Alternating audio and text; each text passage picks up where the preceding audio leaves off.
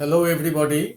So today we are going to discuss the next part of the laws of motion part 8, and today we are going to discuss the Newton's third law of motion. Now uh, all of you are aware of the Newton first law of motion. Actually, Newton first law of motion, it actually describes the definition of the force. When you apply a force, then there is a change in the state of rest or the state of motion of a body. That describes in the Newton first law of motion. Newton's second laws of motion, it gives an the idea of acceleration. When you apply the force on an object, then how it accelerates due to the application of that external force. But the how the force acts on a body, Newton's second law describes us about the acceleration produced in the body, and the Newton first law explains us that there is a change in the state of rest or the state of motion of a body when you applied an external force. But how the force acts on the body, that actually explains by the Newton's third law of motion. According to the Newton's third law of motion, whenever you apply a force on an object, there is an equal and opposite reaction takes place. According to the Newton's third law of motion, to every action there is an equal and opposite reaction. But remember, they never act on the same body. That means action and reaction, they do not act on the same body, but always act simultaneously on two different bodies. Now let me explain this conception. Consider this one, case 1. So the drawing is not very good, but I think it can explain it well. Consider a book is lying on the tabletop. So there is no such external force is visible right now, but there is no displacement of the book takes place. The book actually creates a pressure on the tabletop due to its weight. So weight of the book, it acts in the downward direction, isn't it? That is the action. But whenever the book gives the pressure, that means due to the weight of the book, whenever the book exerts a pressure downward on the tabletop, then at the same time the tabletop exerts an equal and opposite reaction force in the upward direction. You see the arrow, that W indicates that the weight of the book, which you can take as action, it acts in the downward direction, but at the same time the tabletop acts a reaction force that is represented by the letter R, which acts in the upward direction. So this W and R, action and reaction, both acts in the different bodies because W acts on the tabletop and R acts on the book. So there is an equal and opposite action and reaction force exist, but they never act on the same body, but always act simultaneously on the two different bodies, isn't it? Come to the next one. This figure shows that a man is walking on a ground. So how it is possible? You see the position of the foot. Now that man exerts a force on the ground. You see the direction of the force. Now this force acts by the person due to the frictional force exerts by the ground, isn't it? Now the person exerts a force on the ground, and here it is the direction of the force.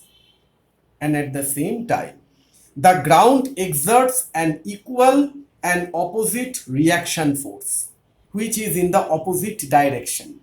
And due to this action and reaction force, which is equal and opposite in direction, the man is able to move in the forward direction.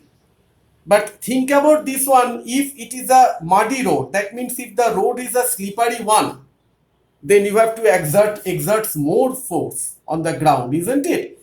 Why? Because in a slippery ground or a muddy ground, the frictional force is very less. So you have to cautious about whenever you are walking on a slippery road, then you have to exert more force on the ground so that the ground can exert the equal and opposite force on your toe so that you can move in the forward direction.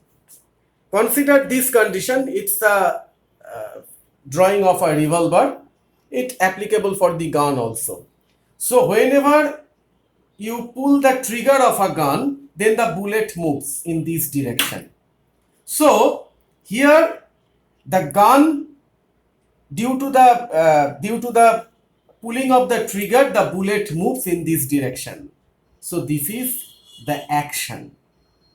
That revolver gets an action on the bullet, and that's why the bullet moves in this direction. But at the same time, the bullet exerts an equal and opposite reaction force in the reverse direction, and that's why you feel a jerk. You see in the practice in the military or in the police training, first they are actually trained their students to hold the revolver in two hands so that can minimize the jerking of the gun, because this jerking takes place due to the reaction force exerted by the bullet on the gun. Okay, come to this one. This is a simple diagram of a rocket. Now you know inside the chamber of rocket there is different kinds of the fuels are there, and due to the high temperature and pressure, that fuel burns and it produces a gas, different kinds of the gases, and these gases, these are actually comes through the small nozzle. Now whenever that gases are burnt inside the rocket chamber, then these gases, they are actually coming through the nozzle, and it exerts a force on the ground or in the backward direction. That means the gases, the burnt gases exert the force on the ground, and at the same time the rocket exerts the force on the gases to expel it out, and at the same time the burnt gases, these gases, they also give the opposite and equal reaction force on the rocket, and so that the rocket moves in the upward direction. So rocket exerts the force F on the gases to expel them through the nozzle, and at the same time the outgoing gases also exerts an equal and opposite reaction force in the upward direction, the reverse direction, and that's why the rocket moves in the upward direction. Consider this one. This is a boat. It is the boat is moving on a river. Now what actually happened? The movement of the boat. The boatman pushes the water backward with the help of his oar. The boatman pushes the water backward with the help of its oar. That is the action. And at the same time, the water exerts an equal and opposite reaction force, and that's why the boat moves in the desired direction. Consider this one. A block of weight 15 Newton is hanging by a string. Okay, is hanging by a string from a rigid support.